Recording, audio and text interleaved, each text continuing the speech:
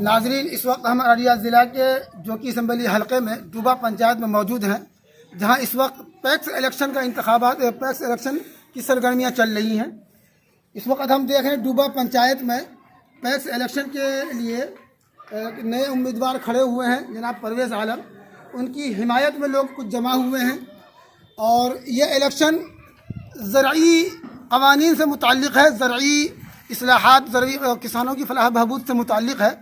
जो मुख्तलिफ़ अज़ला में ये इलेक्शन मुकम्मल हो चुके हैं। बकिया 35 पंचायतों में, अररिया ज़िला की 35 पंचायतों में इस वक्त ये इलेक्शन होना है, जिसे चेयरमैन के नाम से जाना जाता है।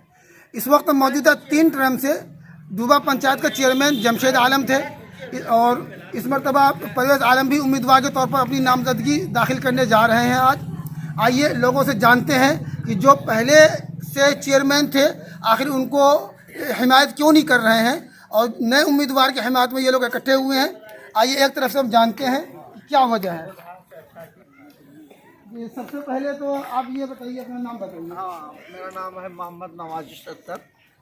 हाँ, तो ये बताइए इस वक्त आप लोग जमा हुए हैं, इसकी क्या वजह है? ये हम लोग सब आदमी जमा हुए हैं। परवेज़ आलम साहब कैंडिडेट हैं। किस चीज़ के कैंडिडेट? ये पैक्स चेयरमैन का। पैक्स चेयरमैन का काम असल में क्या होता है? बहुत लोग इससे नावाकिफ़ हैं। नावाकिफ़ है। जैसे किसानों को खाद पहुंचाना, उनकी धान और अनाज वगैरह खरीद करके सरकार को देना, ये सब काम होता है। अच्छा, तो इस आप लोग इसकी हिमायत में यहाँ आके खड़े हैं? हाँ, यहाँ आके खड़े हैं। मतलब इससे पहले भी जो थे, क्या कहते हैं, चेयरमैन, कितने टर्म से थे वो चेयरमैन जमशेद आलम थे। इससे पहले 10 साल रहे वो। हाँ, अब लोगों ने, जनताओं ने मूड बना लिया है कि हम उसको चेंज करके हम नया चेयरमैन अपने पंचायत में देखना चाहते हैं। हाँ, चलिए ठीक, शुक्रिया। अब आप अपना नाम बताइएगा। मेरा नाम ब्रिजलाल राम है, घर दौलतपुर है। ये डूबा पंचायत का निवासी है। ठीक है, हम चेयरमैन मोहम्मद परवेज़ आलम के साथ कार्यकर्ता के रूप में है और पुराने जो चेयरमैन थे वो 10-15 साल लगभग तो अपना पद पर रहे हैं। अभी तक कोई किसान को अभी तक कुछ लाभ नहीं दे पाए हैं। इसका समाधान कैसे होता है, किसान को क्या मिलना चाहिए, ये कोई जानकारी नहीं मिलने के कारण ये मेरे तरफ से परवेज़ आलम खड़े हुए हैं। अच्छा, आप इनकी हिमायत में खड़े, समर्थन में हैं? समर्थन में परवेज़ आलम की।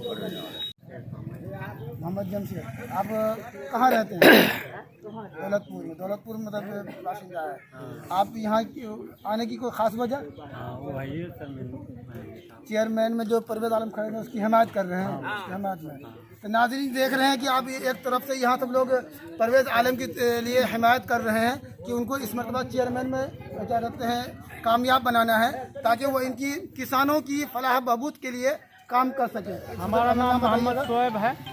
ठीक है, हम परवेज़ आलम की तरफ से आए हैं और जो है कि इसको पैक्स चेयरमैन में जिताना है। ठीक है, इसकी वजह, इससे पहले भी तो आप डूबा में ही चेयरमैन थे। तो उससे पहले जो चेयरमैन था आज तक वो कोई भी जानकारी नहीं दिया कि सरकारी फंड क्या होता है, कब खाद आया, कब बीज आया, कब क्या हुआ, ये सब कोई जानकारी आज तक नहीं दिया, जिस वजह से हम लोग को मजबूरी के तहत दूसरा चेयरमैन चुनना था। तो नाज़रीन देख रहे हैं और कुछ बोलना चाहिए? अपना नाम बताइएगा। मेरा नाम मोहम्मद रकीबुद्दीन है, ग्राम दौलतपुर, ग्राम पंचायत डूबा, पैक्स नाम दौलतपुर। मैं मोहम्मद परवेज़ भाई के हिमायत में आया हूँ। वो बहुत ही विकासशील और लगनशील कैंडिडेट हैं जो हम लोगों को अब तक नज़र में आ रहा है, जिसलिए चेंज करके हम लोग नया चेहरा परवेज़ आलम को लाना चाहते हैं इस बार और 100% उम्मीद है हमारी जीत है। ये बहुत अच्छी बात। तो नाज़रीन, जैसा कि आप देख रहे हैं कि इस वक्त जो है पैक्स इलेक्शन के लिए परवेज़ आलम की हिमायत में लोग जमा हुए हैं। इस इलेक्शन में एक ख़ास बात ये भी है कि इस इलेक्शन में कुछ तमाम वोटर आम तौर पर वोटिंग नहीं करते हैं। इसमें कुछ मखसूस किसानों के ही ख़ानदान के अफराद होते हैं जो किसान से ही मुंसलिक होते हैं, जो ज़रूरी काम करते हैं। सिर्फ मखसूस, जैसे कि एक पंचायत में अगर 6-7 हज़ार वोट हैं तो उसमें से 1400 या 1500 ही वोटर होते हैं जो चेयरमैन का इंतखाब करता है। तो ये इस इलेक्शन की ख़ास अहमियत इसलिए है कि सिर्फ किसानों की फलाह बहबूद से मुताल्लिक़ है और चेयरमैन का काम सिर्फ यही होता है कि वो किसानों की फलाह बहबूद के मद्देनज़र, उसके पेश नज़र, उसकी ज़रूरत के मुताबिक खाद की और क्या कहते हैं बीज की फराहमी करवाए और वक्त पड़ने पर उनके पैदावार को ख़रीदे और सरकार तक पहुंचाए। और सरकार से चेयरमैन का क्या नोटिफिकेशन होता है, क्या मुआहदा होता है, ये उस पर मुनहसर होता है। आइए एक मरतबा हम क्या कहते हैं उम्मीदवारी दाखिल करने जा रहे हैं परवेज़ आलम से भी जानना चाहेंगे कि आखिर वो सियासत में क्यों आना चाह रहे हैं, कि आप सियासत में आने की असल वजह क्या है? देखिए, सबसे पहली बात ये है सियासत में आने की कि हमारा जो चेयरमैन यहाँ से है 15 साल से वो राज कर रहे हैं 10 साल से, लेकिन उससे कोई लाभ पब्लिक को नहीं मिल रहा है।